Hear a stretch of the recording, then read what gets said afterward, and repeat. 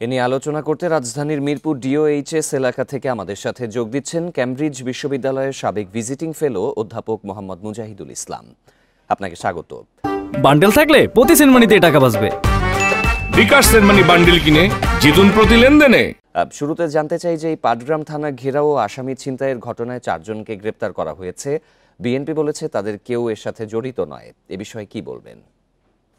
ধন্যবাদ আপনাকে। আমরা যেটা জানি বা আপনার যেটা একটু আগে বললেন যে পাটগ্রামে যে 4 জন আসামিকে ছিনতাই করে নেওয়া হয়েছে বা নিয়ে যাওয়া হয়েছে, এই ঘটনাগুলো খুবই অনাকাঙ্ক্ষিত। এটা শুধু পাটগ্রাম না, আমরা গতকালও জানি যে চিটাগাঙ্গের পটিয়াতে ওসির বিরুদ্ধে বৈষম্য বিরোধী ছাত্র আন্দোলনের নেতারা এবং অন্যান্য নেতারা বিভিন্ন রকমভাবে রাস্তা রাস্তা অবরোধ করে রেখেছিল এবং সারা দেশে একটা যে মব সংস্কৃতি চালু হয়েছিল সেটার এক ধরনের মানে কন্টিনিউশন, এবং সেটা অনেকটা এখন একটা রাজনৈতিক রূপ লাভ করছে। তবে আমরা যেটা আশার আলো দেখতে পাচ্ছি সেটা হচ্ছে যে বিএনপি রাজনৈতিকভাবে তার সংগঠনের কর্মীদের ব্যাপারে আহ জোরালো অবস্থান নিচ্ছে।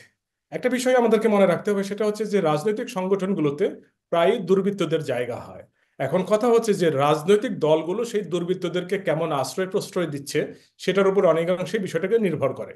আমরা গতকাল দেখেছি যে বিএনপিতে ঢাকা মহাখালীতে যে একটা বারের ঘটনা, সেখানে যুবদলের একজন শীর্ষস্থানীয় নেতা সেখানে দায়ী হলে তাকে বহিষ্কার করা হয়েছে দল থেকে, এবং আজকেও পাটগ্রামের ব্যাপারে বিএনপি সুস্পষ্টভাবে জানিয়ে দিয়েছে যদি কোনো দলীয় নেতাকর্মী দায়ী থাকে তাদের বিরুদ্ধে যেন সরকার ব্যবস্থা গ্রহণ করে। আমি মনে করি যে এই জায়গাটা আসলে দলীয় বিবেচনায় না দেখে মূল জায়গাটা যেটা দেখা দরকার আমাদের, সেটা হচ্ছে সরকারের সক্ষমতার ব্যাপারটা। আমরা গত 10 মাসে দেখেছি যে সরকারের এই জায়গাটায় আইন শৃঙ্খলার ব্যাপারে এখনো পরিপূর্ণভাবে তারা সমস্ত কিছু গুছিয়ে উঠতে পারেনি।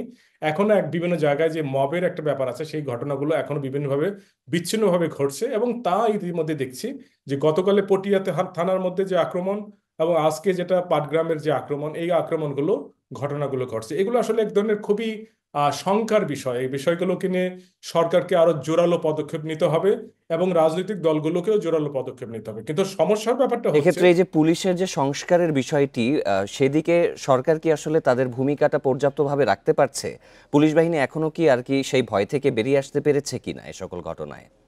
আমি যদি বলি যে বাংলাদেশে বর্তমান সরকার এবং রাজনৈতিক দলগুলো যেভাবে রাজনৈতিক সংস্কারের কথা বলে, সেই একইভাবে পুলিশের সংস্কারটাকে তারা বারবার এড়িয়ে যাচ্ছে। এই কারণে এটা বোধগম্য, খুব সহজেই বোধগম্য। কারণ সকল রাজনৈতিক দল, এমনকি বর্তমান সরকারও চায় না যে পুলিশ সংস্কারের মাধ্যমে যে পুলিশের উপরে তাদের নিয়ন্ত্রণটা দুর্বল হয়ে পড়ুক। কারণ পুলিশ বাহিনী সকল রাজনৈতিক দলই মনে করে যে পুলিশ তাদের নিজেদের নিয়ন্ত্রণে থাকবে, যাতে করে পুলিশকে তারা তাদের মতো করে ব্যবহার করতে পারে। ফলে বর্তমান সময়ে আমরা যেটা দেখছি যে পুলিশের যে সংস্কার, সেটা আসলে ঠিক মতো হয়নি, এমনকি মন্ত্রণালয় সেটাকে প্রত্যাখ্যান করেছে, প্রস্তাবনাটাকে প্রত্যাখ্যান করেছে, এবং সরকার সেই জায়গায় জোরালো কোনো অবস্থান নেয়নি। এর কারণটা হচ্ছে এইটা আমি যেটা বললাম। তো এখন বিষয়টা হচ্ছে পুলিশের সংস্কার না হবার কারণে পুলিশের জন্য যথাযথভাবে কাজ করা অনেকটাই কঠিন। দেখুন, পুলিশের যে মনোবল, সেই মনোবল তৈরি করতে হলে নতুন করে পুলিশে একটা ব্যাপক সংস্কার করা দরকার। কিন্তু অত্যন্ত হতাশার বিষয় হচ্ছে গত 10 মাসে পুলিশের সংস্কারে আমরা কোনো ধরনের কোনো কার্যকরী পদক্ষেপ দেখি নাই। আজকে যে বাংলাদেশে যে কোনো জায়গায় পুলিশ একটা যুগান্তকারী ভূমিকা নেবে, তার একটা বড় সমস্যা হচ্ছে একদিকে সরকার তাকে পুরোপুরি আশ্রয় প্রশ্রয় দিতে পারে না, তার নিরাপত্তা সুনিশ্চিত করতে পারে না, কারণ সরকারটি নির্বাচিত সরকার না।